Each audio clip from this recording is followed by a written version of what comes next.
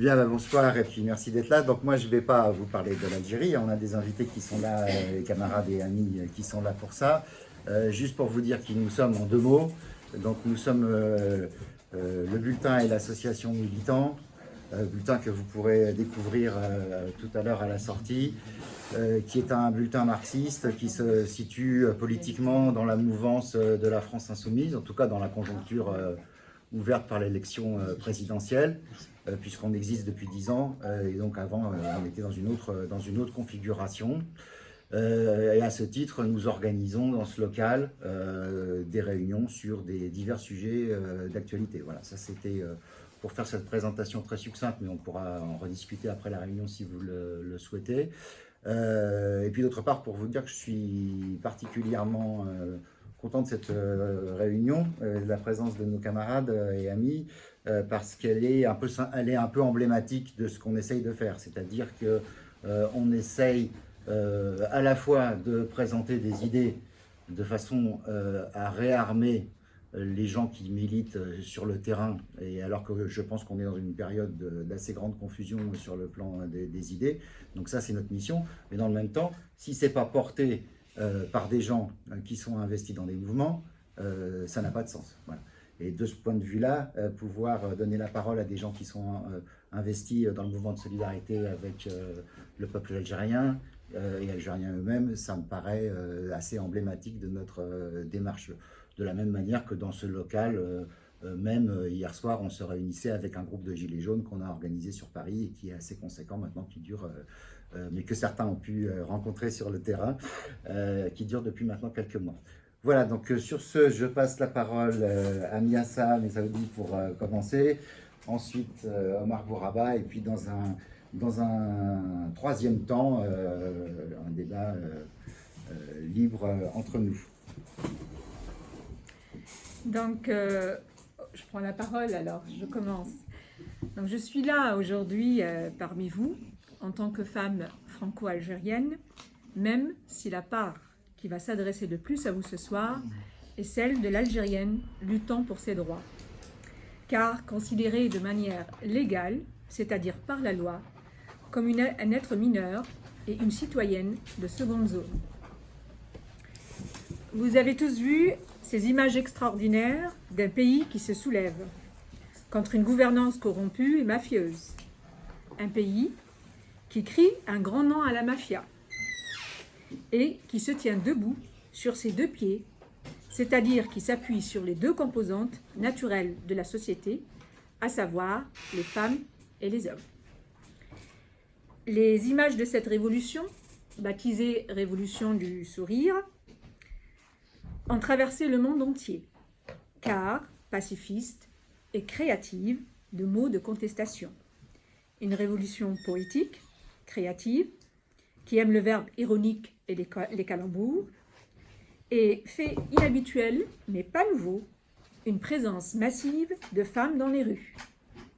Des femmes dont beaucoup sans voile et qu'on voyait de moins en moins dans les rues, qui avec l'islamisme leur étaient devenues hostiles, particulièrement après la décennie noire. Des femmes cultivant un certain esthétisme et faisant des clins d'œil aux référents culturels ancestraux du pays, dont le port du haïk, les robes kabyles colorées et d'autres habits modernes aussi, comme moyen d'expression pour rejeter l'invasion vestimentaire, c'est-à-dire culturelle et religieuse, venue des pays du Golfe et d'Asie avec la vague islamiste qui a déferlé sur le pays ces 30 dernières années. Une vague qui s'était donné les moyens d'envahir et de convertir les Algériens à des pratiques de foi extérieures et étrangères à leurs us et coutumes. Ces femmes, d'une manière consciente ou inconsciente, réaffirmaient et renouaient avec leur identité usurpée, dépréciée et marginalisée par la caste incompétente et irresponsable qui dirige le pays. En fait, plus qu'un soulèvement politique, les femmes, en bravant les interdits de la rue et en y manifestant librement, ont signifié à toute une société leur détermination à un changement significatif à leur égard. Et aussi la fin d'un suivisme béat de traditions estampillées wahhabites dont elles sont devenues la cible et l'exutoire. J'ai parlé d'une sortie dans les rues inhabituelle, mais pas nouvelle. Car à chaque fois que le pays traversait des périodes périlleuses dans son histoire, les femmes se sont toujours jetées dans l'arène pour le défendre. Le pays regorge d'exemples de personnalités historiques féminines ayant pris les armes pour en découdre avec l'envahisseur. De Kahina à Fatma Soumer, en passant par Bouherd et Hasiba Bounbouali, pour ne citer que les plus connus. Ces femmes, constamment renvoyées à leur fourneau une fois les périls passés, trahies et marginalisées, entendent aujourd'hui profiter du Hirak pour accéder à l'égalité des droits hommes-femmes et abroger cet infâme code de la famille. N'est-ce pas l'ambition de cette révolte, qui est l'instauration d'un état de droit? Donc c'est l'occasion ou jamais pour les femmes de participer à réaliser cet objectif complètement inatteignable sans l'égalité qu'elles réclament. Les femmes, même si on leur oppose constamment un « ce n'est pas le moment », sous prétexte que cela emmènerait à une division du Hirak, continuent de braver les dangers de la rue et imposent leur voix. Les féministes aujourd'hui sont fortes de l'expérience malheureuse de celles qui les ont précédées et qui, en quelque sorte, avaient capitulé devant les grands courants politiques présentés comme salvateurs à la prétendue Ummah Arabiya, à savoir le panarabisme et l'islamisme. Les deux idéologies ayant lamentablement échoué à sortir les peuples arabo-musulmans de la domination étrangère et de la régression continue. Les premiers, c'est-à-dire les panarabistes, avaient présenté une image certes un peu plus progressiste des femmes, mais que sur le plan des apparences, les droits substantiels étant ignorés ou inexistants.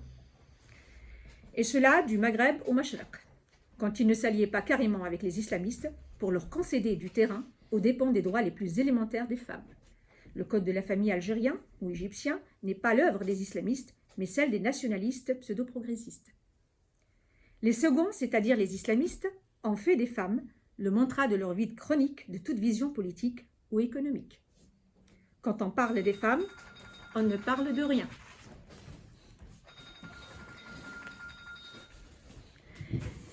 L'islamisme est ultralibéral, conservateur et populiste. Il applique à la lettre la devise diviser pour régner. Femmes contre hommes, chiites contre sunnites, musulmans contre autres croyants. C'est une idéologie dangereuse et qui instrumentalise la religion ou son interprétation sur commande pour asseoir, au moyen de la force et de la violence, son pouvoir. Les islamistes ont aussi fait montre d'un pragmatisme politique effrayant sur le plan des relations internationales. Ils sont aussi souples et malléables qu'une contorsionniste lorsqu'il s'agit de gagner la protection et l'approbation des plus puissants. C'est pourquoi nous voulons un futur État laïque où le religieux et le profane se tiennent à bonne distance. Un État où les croyances et les libertés sont libres et garanties par la loi.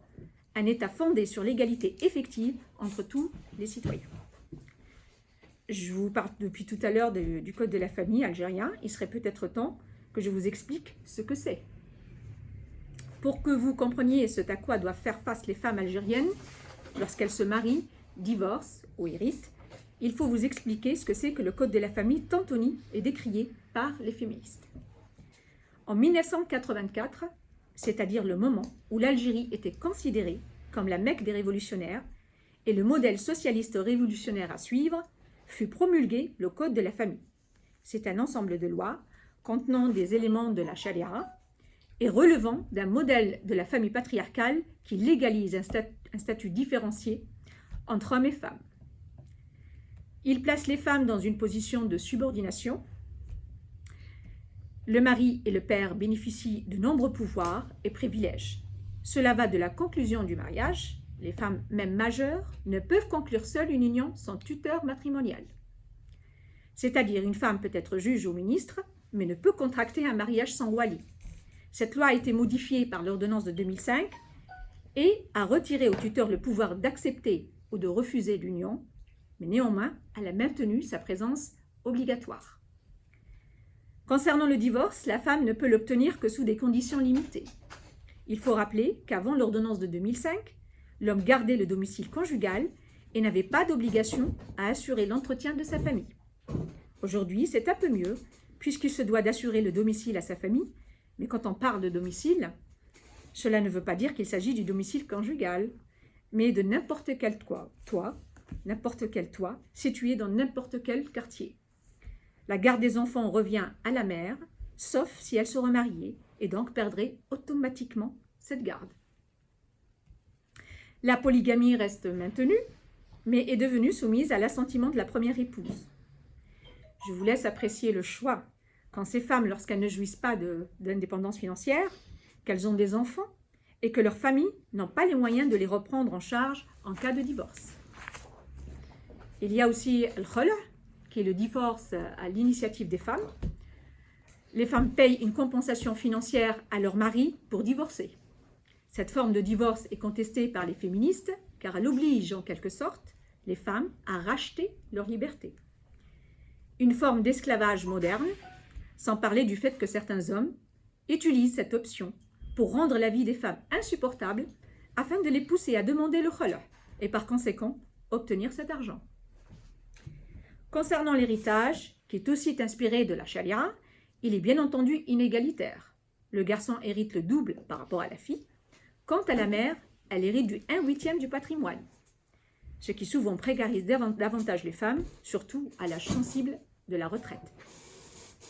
Il faut rappeler que ce code de la famille est en contradiction totale et en régression rhétorique par rapport à la Constitution de 1976, et notamment les articles 39 et 42, qui stipulent que, pour l'article 39, les libertés fondamentales et les droits de l'homme et du citoyen sont garantis.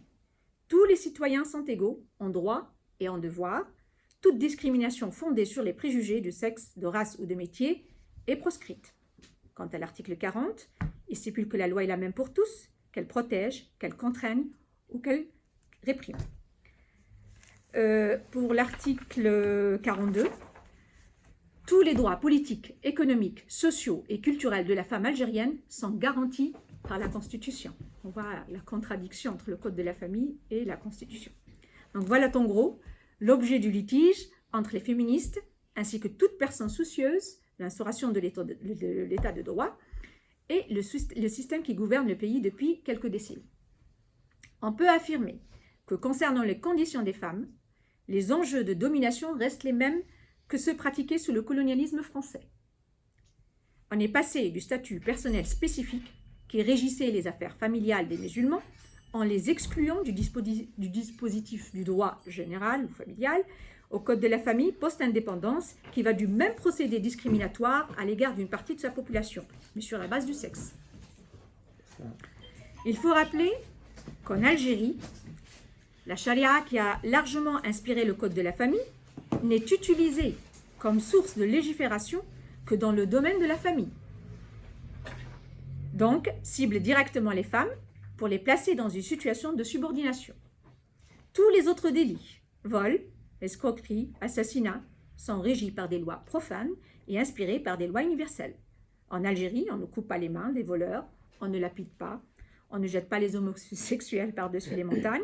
Il n'y a que lorsqu'il s'agit des femmes qu'on fait un bond de plusieurs siècles en arrière afin de légiférer de manière cruellement orthodoxe sur leur sort. En prétexte des traditions, qui seraient elles-mêmes une part de notre identité, et de la moralité, pour laisser un espace de domination patriarcale qui consolerait des authentiques frustrations dues au manque de liberté individuelle et politique. La France est aussi concernée par ce code de la famille, puisqu'il est applicable sur son sol. Une femme peut voir appliquer ces lois infâmes dans le pays des droits de l'homme, qui l'exclut aujourd'hui, comme hier, sous la colonisation, des avancées juridiques et égalitaires pratiquées en France, notamment dans le domaine des affaires familiales et de l'héritage. Une sorte de continuité pernicieuse du code de l'indigénat. La femme continue d'incarner ce territoire que se disputent les hommes des deux côtés de la rive. En effet, l'article 3 du Code civil français permet l'application pour les femmes algériennes de leurs lois nationales. Quant aux binationaux franco-algériens, ils ne bénéficient pas de l'obligation de l'assistance juridique à tous ces ressortissants.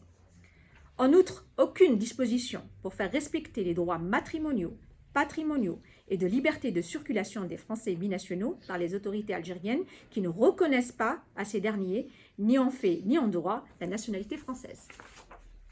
Donc, le combat des féministes s'inscrit aussi en France, afin de ne pas exclure les femmes binationales des droits fondamentaux acquis, et que soit interdite l'application des lois iniques de ce code de la famille algérien, en contradiction totale avec les droits de l'homme et les conventions telles que la Convention européenne des droits de l'homme de 1950 et qui a une valeur juridique supérieure au droit interne pour le juge français, chose que malheureusement le juge français n'applique pas. Il y a aussi la Convention de La Haye qui aide à s'extraire des lois locales des pays lorsqu'elles sont en contradiction avec les droits humains en général. Mais là, il faut des personnes particulièrement chevronnées en matière juridique. La plupart du temps, Madame Tout-le-Monde ne sait même pas que cette loi existe et qu'elle peut s'en saisir pour se défaire du code de la famille algérien qui pourrait s'abattre sur elle, même ici en France. Bref, l'histoire entre la France et l'Algérie n'est pas tout à fait soldée. Les femmes continuent d'être associées et d'incarner l'identité nationale algérienne.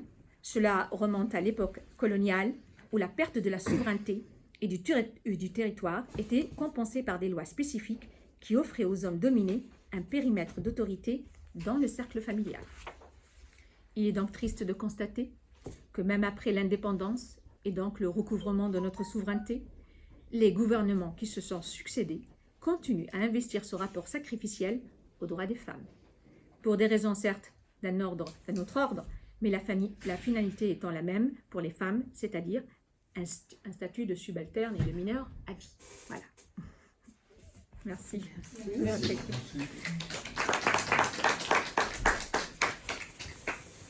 Merci. Voilà, je vais rebondir. Merci pour cet exposé précis sur l'un des aspects conservateurs de la société et du pouvoir politique algérien. Alors, moi, je vais essayer d'intervenir peut-être d'une façon très globale sur la situation politique et essayer d'apporter mon point de vue sur la nature des mobilisations et du soulèvement du peuple algérien en cours. Je pense que la nature de ce mouvement est tout à fait particulière parce qu'il ne s'agit pas d'une mobilisation politique d'une classe sociale, d'une frange de la société qui est sortie pour revendiquer quelque chose. Il s'agit, de mon point de vue, d'un surgissement dans l'histoire d'un peuple qui a subi une humiliation sans précédent, une humiliation incroyable. Moi, il y a encore 3-4 mois, j'étais au fond de la déprime en me disant « c'est pas possible, ils vont y arriver à le faire passer ». Ce président Afon qui ne parle pas, qu'on n'a pas vu depuis 3 ans, ils vont y arriver. Vous imaginez qu'en Algérie, ils ont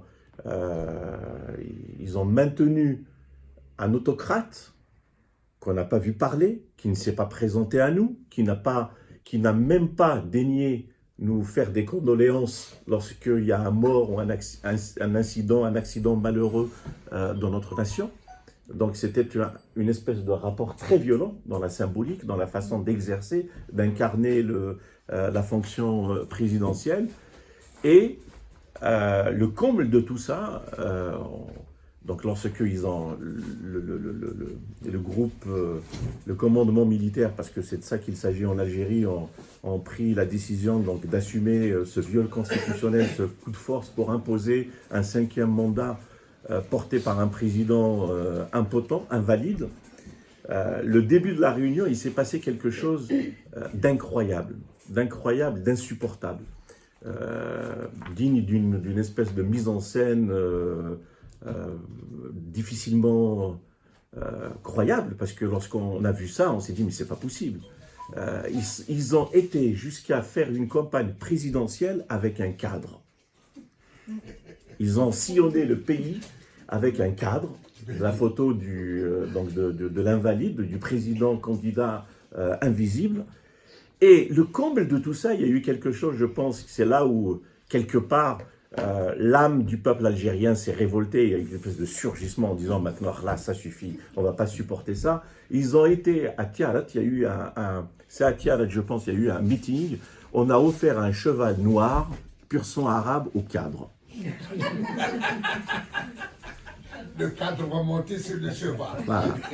Donc, et on s'est dit, là, moi j'avoue, lorsque j'ai regardé ça, au vu de ce que nous avons subi, c'est-à-dire des répressions, parce que c'est pas, on vit sous un régime tyrannique.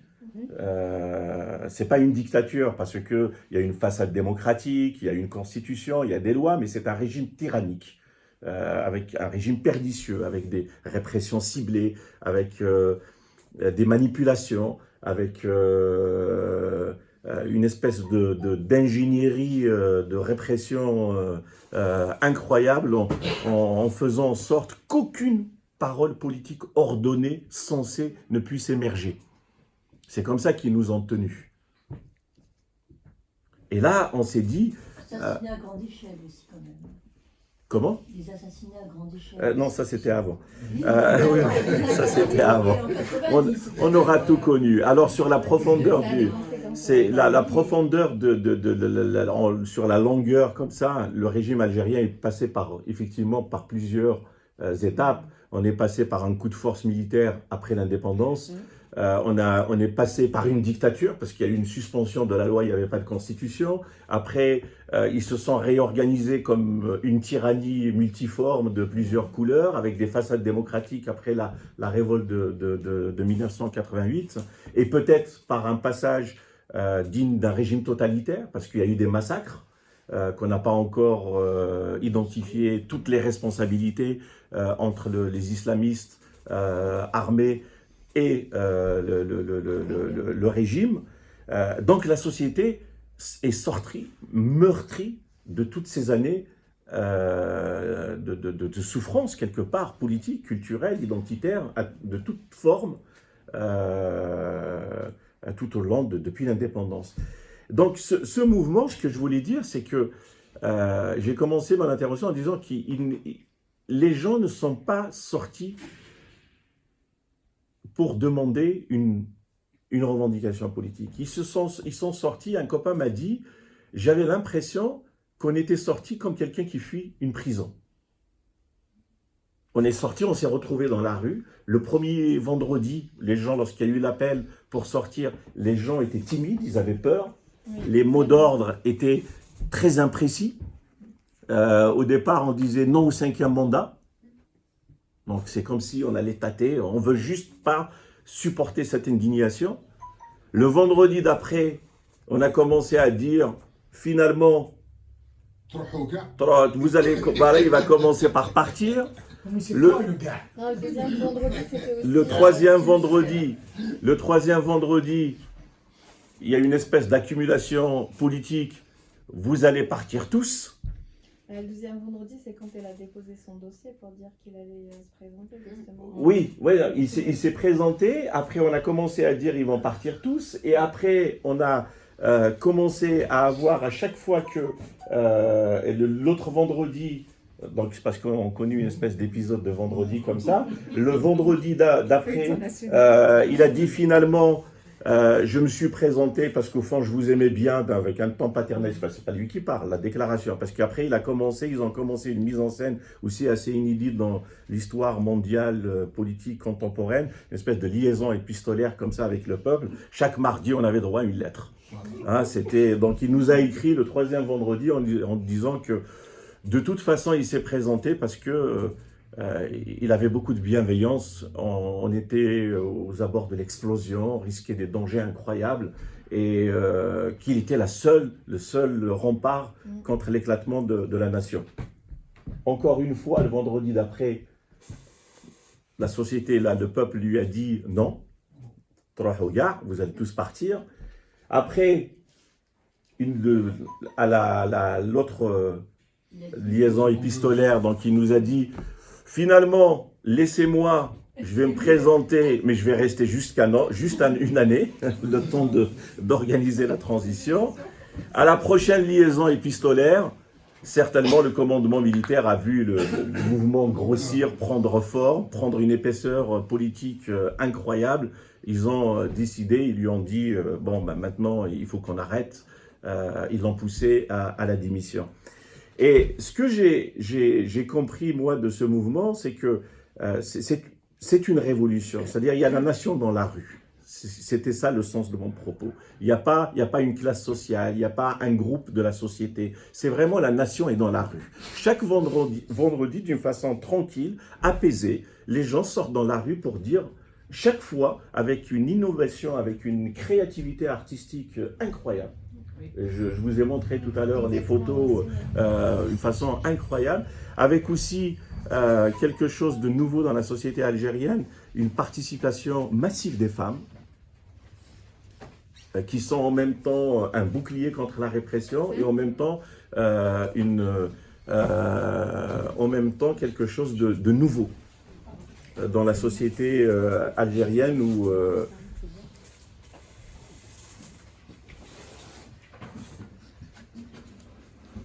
et donc cette manière tranquille de sortir dans la rue, au départ on s'était dit, tout le monde, enfin les organisations politiques et militants politiques commençaient à dire mais oui, il faut donner un cadre politique au mouvement, il faut aller porter des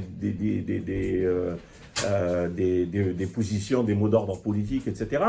Au fait, on s'était rendu compte que ça ne servait à rien. C'est vrai qu'il y a un surgissement, c'est vrai qu'il y a quelque chose de...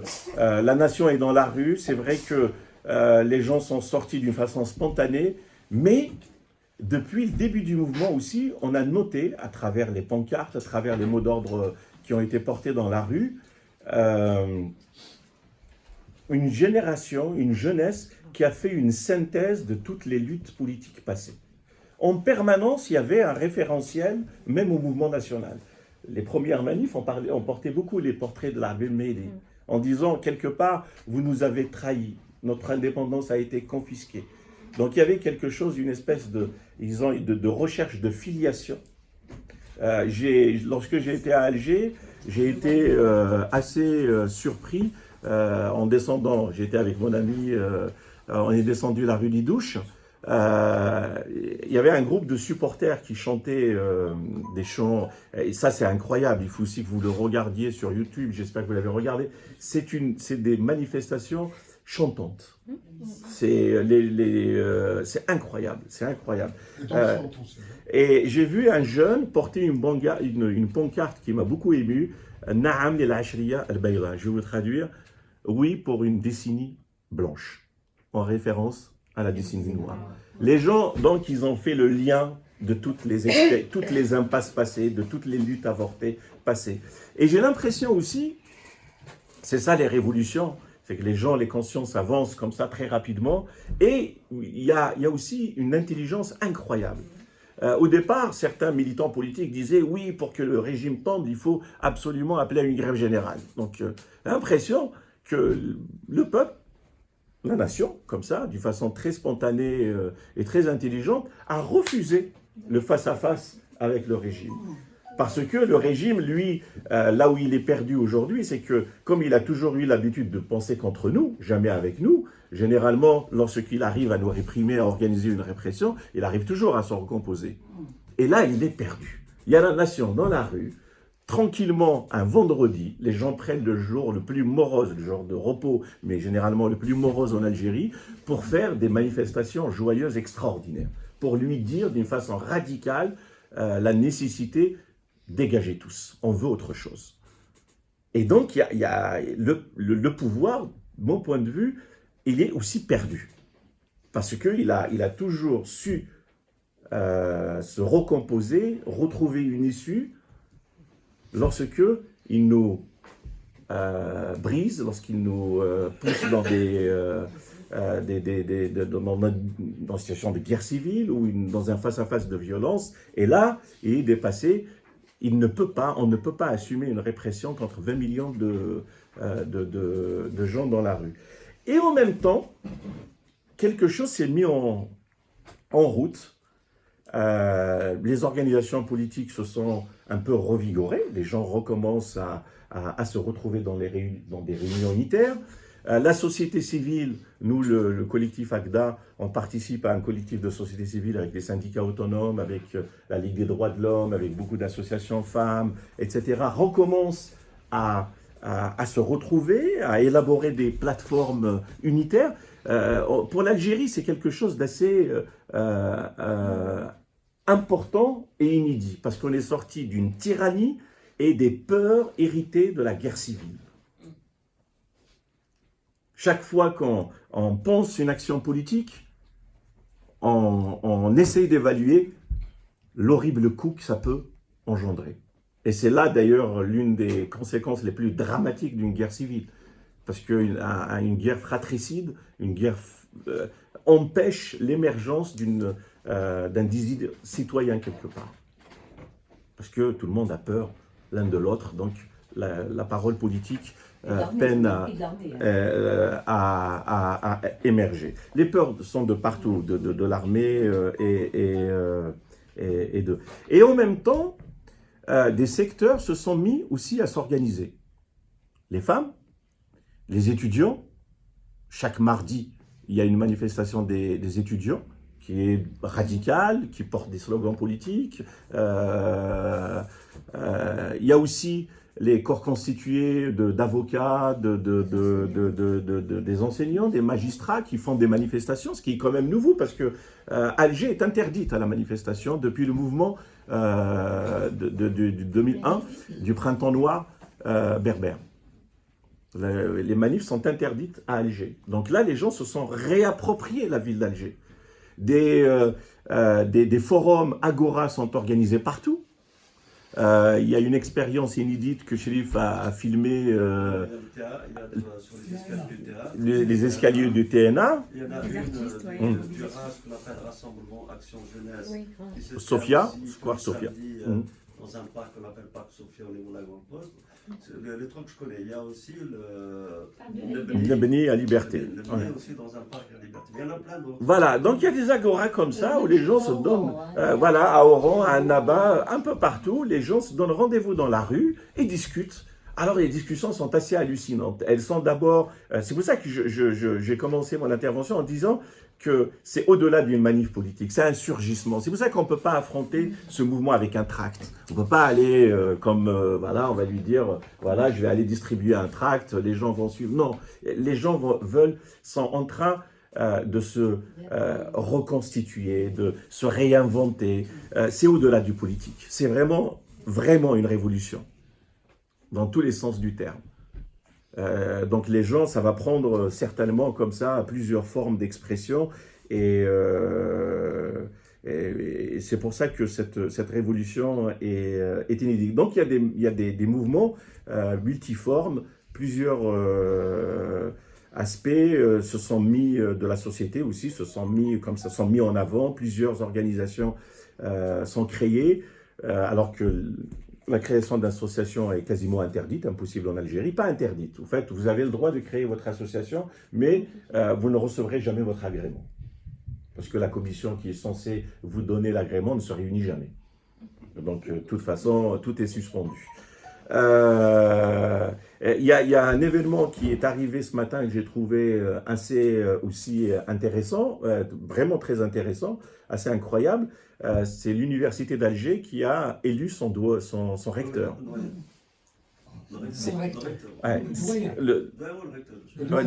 Alors c'est une rupture incroyable avec la gestion bureaucratique autoritaire de toutes les universités. Donc il y a quelque chose, il y a vraiment des choses nouvelles qui sont, la société est en train de se réveiller, de se constituer, les espaces politiques, sociétaux, culturels sont en train de s'organiser, de s'agréger. Et certainement, l'issue du mouvement viendra de ce qui émergera lentement peut-être de ce mouvement incroyable. Alors, face à ça, est-ce que le pouvoir nous regarde, lui, avec un sourire? Non, bien sûr, parce que le système algérien, il est, je vous ai dit, c'est un système autoritaire, tyrannique, il est organisé autour du commandement militaire, parce que l'armée, c'est la colonne vertébrale de l'État algérien. Il y a un commandement militaire. Alors, il peut avoir un paravent civil, des alliances, mais c'est le commandement militaire qui, lui, de toute façon, a toujours décidé en Algérie. Là, pareil, donc ils ont invoqué l'article 102, ils ont poussé le clan Bouteflika à la démission, ils ont repris le pouvoir.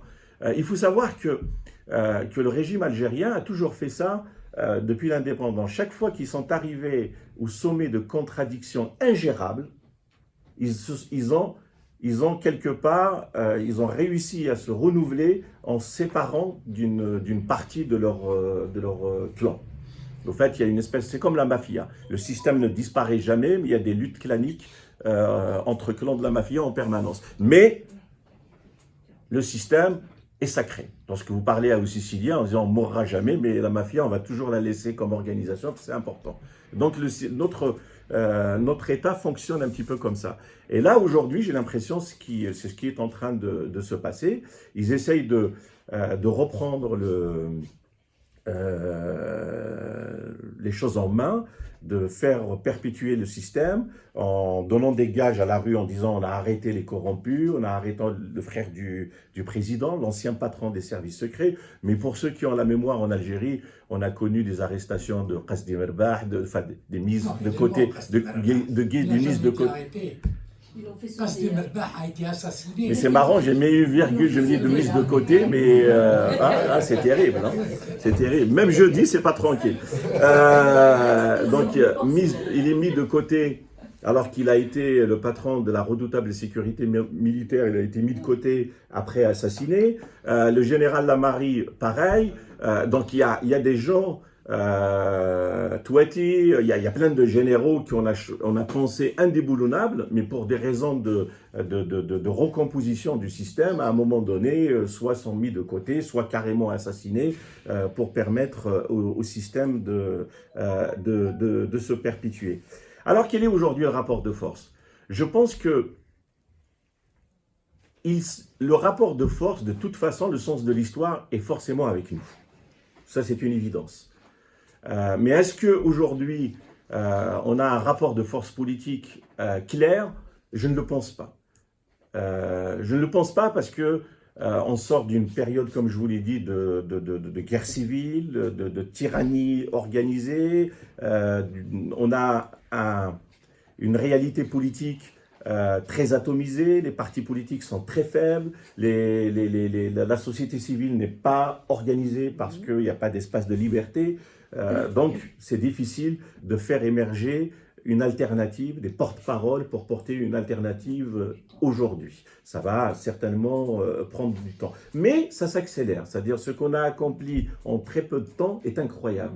Des gens sont en train de prendre la parole, des débats contradictoires sont en train d'être possibles en Algérie, des gens sont en train d'imaginer l'Algérie de demain, mais au-delà de la définition procédurielle des alternatives possibles, la politique, la nation d'abord a besoin de substance, c'est-à-dire il faut des cadres où on pourrait exercer la démocratie, l'élaboration collective de propositions de sortie de crise. Donc certainement, ça va prendre un peu de temps.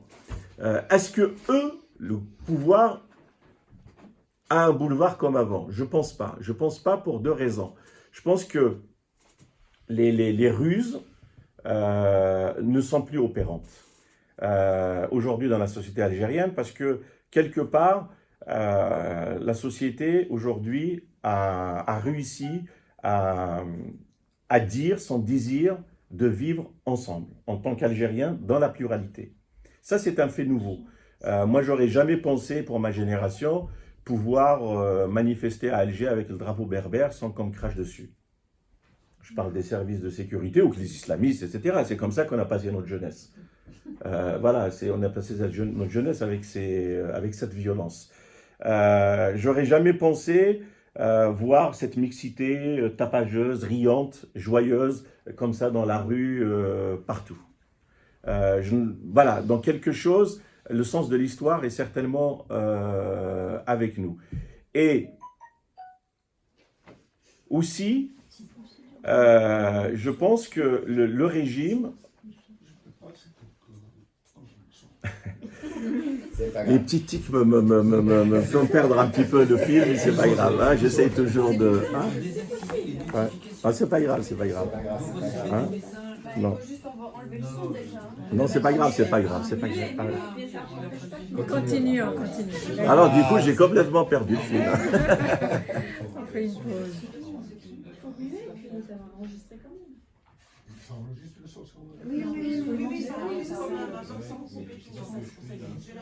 En direct, là. Ouais. Voilà, exactement. Ouais, donc je disais, est-ce que le régime. C'est un boulevard. Ouais.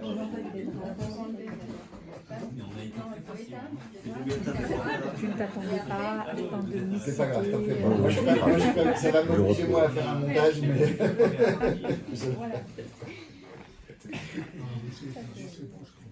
Voilà. Vous y êtes ? Alors, je disais, Oui, vous allez. je disais, est-ce que le régime est dans une position qui lui est favorable? Je ne pense pas. Je ne pense pas parce que pour différentes raisons.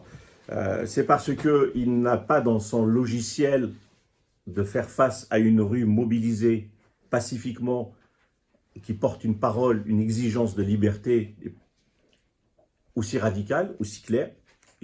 Pour lui, comme je l'ai dit, dans son logiciel, il a toujours pensé, il nous a toujours pensé comme une espèce de troupeau à garder. Donc voilà, comme si on était incapable de se rebeller, d'avoir une parole, de produire du sens, au sens de l'histoire. Donc voilà, donc là, je pense que ils n'ont pas ça dans leur logiciel. Je pense aussi, aujourd'hui, pour la première fois, l'institution militaire est quelque part dans une espèce de face-à-face avec la société.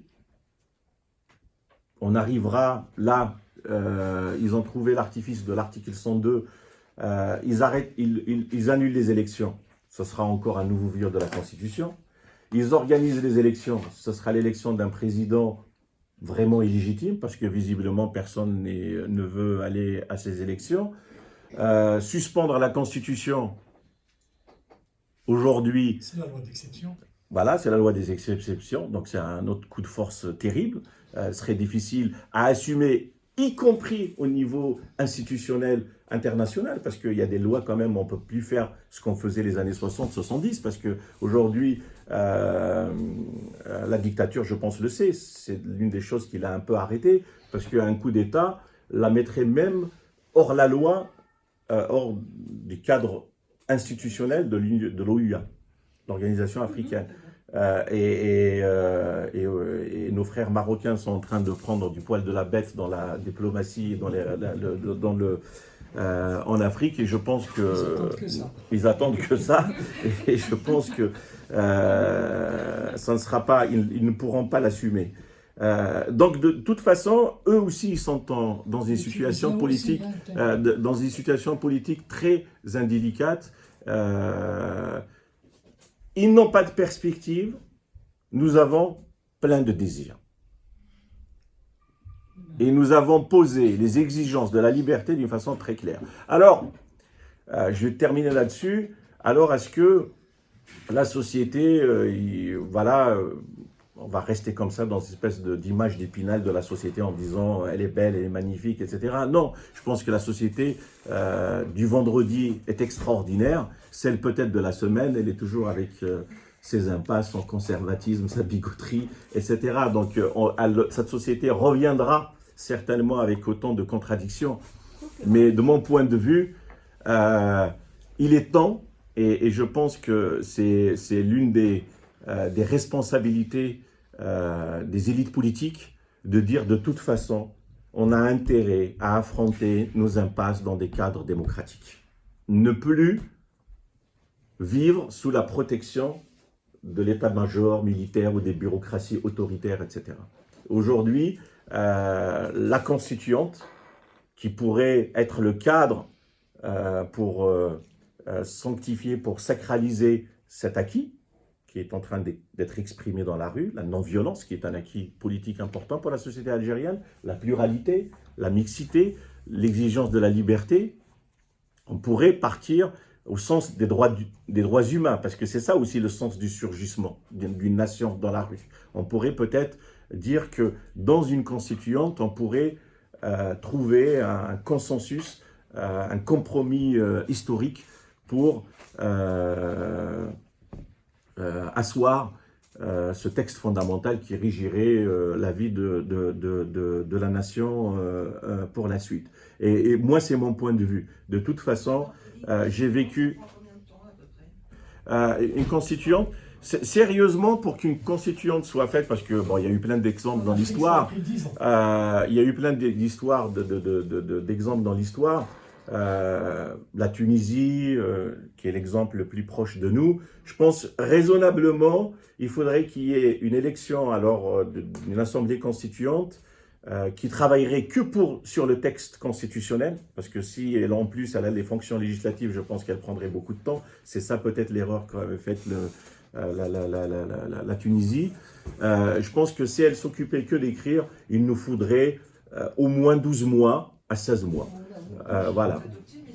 En fait, moi je discutais avec des juristes, qui connaissent la Constitution, ils appellent voilà, et ça peut s'écrire. Il y a déjà ce qu'on appelle des textes fondamentaux qui sont partout dans le monde. Le moyen, exactement. Il ne s'agit pas de ça, pratiquement sans baser. Oui, mais il ne s'agit pas de ça, il s'agit que tout le monde soit d'accord. Bah non, de toute façon, aujourd'hui, le Conseil national, si on élit un Conseil national de transition qui serait représentatif de la société civile, etc., qui va définir les modalités, si on va vers une élection de la constituante, donc une constituante qui serait pas avec l'idée de la dictature de la majorité, donc qui ira juste discuter d'un texte qui va être le reflet de ce que demande aujourd'hui la rue algérienne, parce que ça c'est important à faire rentrer dans la tête des gens. Franchement, 12 à 18 mois me paraissent largement suffisants. Après, bon, de toute façon, ce que j'ai dit à un moment dans l'intervention, les procédures, ce n'est pas le plus important. Si ça durera 2 ans, ça fait 60 ans qu'on est dans une impasse historique. Parce que il y a un travers aujourd'hui en Algérie, au lieu de parler parfois du fond, au lieu de parler des choses politiques et sociétales de fond, on est tous devenus des spécialistes de la constituante, de machin, du CNT, du CNT. Non. Je pense que il ne s'agit pas de partir sur des débats techniques de procédure sur la transition. Je pense qu'il faut plutôt parler de la substance et c'est le plus important. Après le reste, si on ne la fait pas en 18 mois, on la fera en 2 ans. C'est pas. Encore faut-il qu'elle soit applicable, voilà. parce que la Constitution qu'on a maintenant, il y a des aspects positifs, notamment pour les femmes, mais qui ne sont pas appliqués. C'est pas. Au fait, ça reste un texte fondamental, mais après, le terrain d'exécution, il est quand même relatif. Hein, d'où l'intérêt d'une constitution. L'intérêt d'une constituante, c'est de faire en sorte c'est de donner un cadre pour inscrire dans l'histoire le sens politique du mouvement que nous sommes en train de vivre. C'est-à-dire, est-ce qu'aujourd'hui, à froid, si tu me dis, est-ce que la démocratie est possible avec la constitution algérienne actuelle? Oui. Oui, absolument. Ah oui, il n'y a pas toutes les... Il y a des... Bon, il y a 2 ou 3 articles, 2 ou 3 articles qui sont, voilà, 2 ou 3 articles qu'on peut discuter. Mais il y a d'autres pays où on jure sur la Bible avant de devenir président de la République. C'est pas pour autant qu'on n'a pas sécurité. Tout est possible. Mais assumer aujourd'hui, dans la situation algérienne, la continuité constitutionnelle d'une constitution qui a été déjà violentée par le chef d'état-major lui-même, parce que le 11 mars, il a déjà accepté qu'elle soit violentée. C'est pas possible. C'est-à-dire, en fait, la rupture, elle est nécessaire de ce point de vue. Parce que ce texte, ce cadre ne peut plus inaugurer une nouvelle ère politique pour la société algérienne. Voilà ce que je voulais dire. Peut-être on va commencer le débat, parce que j'imagine... voilà.